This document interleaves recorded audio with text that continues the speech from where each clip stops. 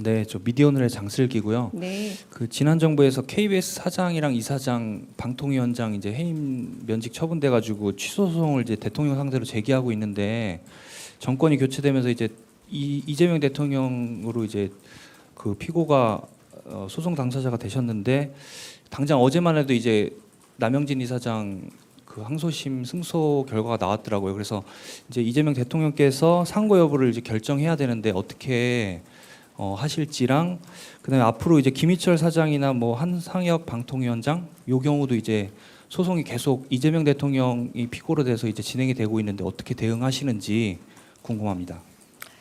첫 번째 건에 대해서는 상고 여부를 물어보시는 건가요?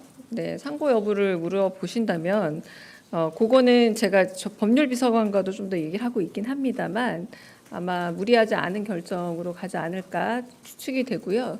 이전에 대통령, 그러니까 윤석열 대통령 시절에 있었던 그 소가 제기됐던 제소됐던 걸로 알고 있고 하나씩 이제 그 뭐 소가 결정이 좀 나면서 이제 상고를 하느냐 혹은 뭐 취하를 하느냐 이런 문제 물어보시는 것 같아요. 그거는 저희가 좀 일관된 기준들을 마련하기 위해서 지금 논의 중이긴 합니다만 물으신 질문에 대해서는 무리한 결정은 나오지 않을 거다 정도로 대답을 일단은 드리겠습니다. 네. 저 한겨레 시영철입니다. 방금 아까 질문 나왔었는데 이종찬 회장이 보훈비서관 제안한 거 그건 좀 어떻게 논의하실 건지 궁금하고요. 네. 그리고 비서관 인선이 지금 계속 되고 있는 것 같은데 이게 따로 언론에 공개되거나 발표되거나 이러진 않고 있는 것 같은데 추후에라도 나중에 모아가지고 혹시 공개하거나 이러실 계획은 없는지 궁금합니다. 네. 첫 번째는 그 이종찬 회장이 이렇게 서서 이렇게 모두 발언처럼 한 마디씩 돌아가는 덕담을 할 때 이제 비서관실이 생겼으면 좋겠다라고 발언을 하신 상태라서요.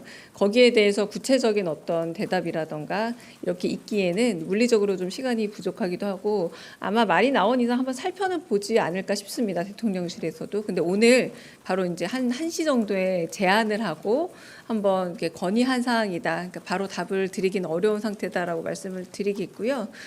비서관은 아직도 채다 진용이 갖춰지지 않은 상태입니다. 그래서 인사검증을 거치고 나서 그 검토 중이신 분들도 뭐 내정과 그리고 임용 단계까지 좀 시간이 걸리는 상황이라서 지금으로는 확인하기 어려운 게 더 많고요. 그러므로 인해서 나중에 이제 비서관 진용이 다 갖춰지고 난 이후에 어떻게 할지는 좀 논의해 봐야 되지만 지금은 아직 다 갖춰지지 않은 상태라고 대답드리겠습니다. 네, 채널A 홍지은입니다. 그 김용태 그 국민의힘 비대위원장이 네. 그 지난 대통령 그 오찬 때 그 김민석 국무총리 후보자 그 문제 제기를 하니까 이제 뭐 대통령께서 뭐 젊은 비대위원장은 파면 안 나올 것 같냐 이렇게 말했다고 이제 김 위원장은 주장을 하고 있는데 이게 아무래도 한쪽 주장이다 보니까 좀 사실관계 확인 좀 부탁드립니다. 네, 확인해 보겠습니다. 그럼 저도 들은 바 없는 내용이라서요. 네.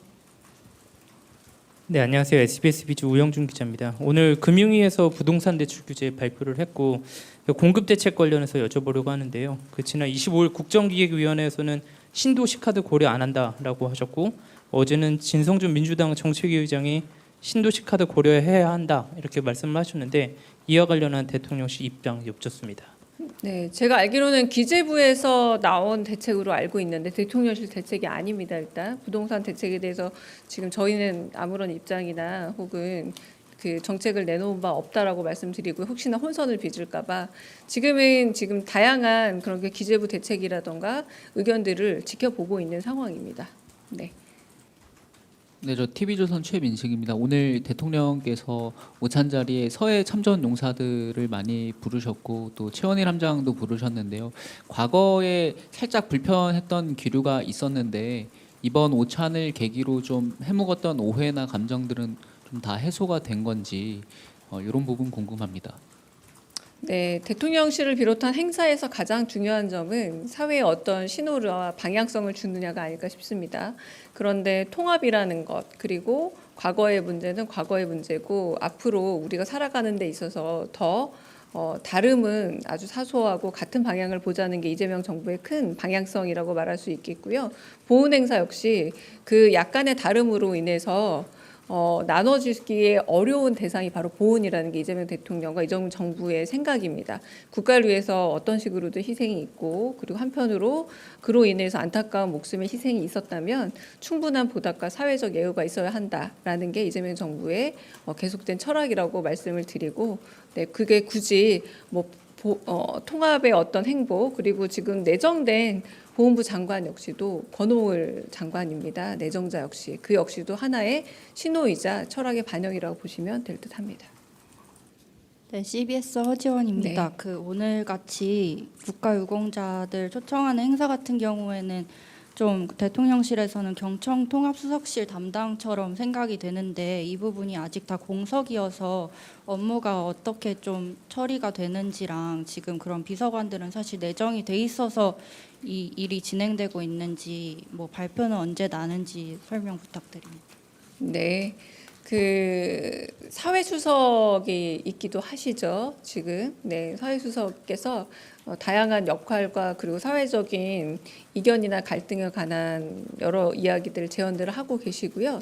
이제 당연히 이제 경청통합수석이 자리를 하게 되면 거기서 해야 될 일이 맞기는 합니다.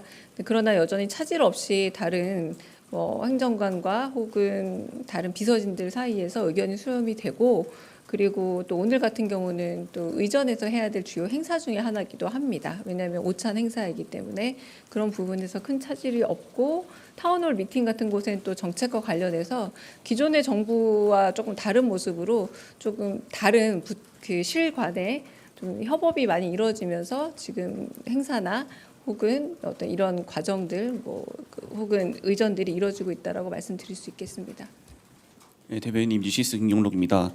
아까 오늘 발표된 주택담보대출 최대 한도 6억으로 제한하는 그 기재부 정책 발표에 대해서 대통령실은 뭐 입장이 없다 이렇게 말씀해 주셨는데 이재명 정부 첫 부동산 정책인데 대통령실 입장은 없을 수 있지만 국무회의 보고는 적어도 됐을 것 같은데 혹시 보고가 있었는지 여쭤봅니다. 제가 알기로 다른 보고가 특별히 없었고요. 오전에 회의라던가에서도 특별히 그 부분에 대한 보고는 없었습니다. 이제 지금 기재부에서 아마 일련의 흐름들을 보고 만들어진 그런 일종의 대책성이라고 보고요. 그래서 그로 인한 거는 저희가 뭐 특별히 입장을 갖거나 혹은 저희가 뭐 어떤 방향성을 제시하거나 이런 부분이 아니라는 것. 그래서 어떤 식의 효과를 가지고 올지 좀 지켜보고 거기에 대한 대응이 필요하다면 대통령실의 반응도 나오지 않을까 싶습니다.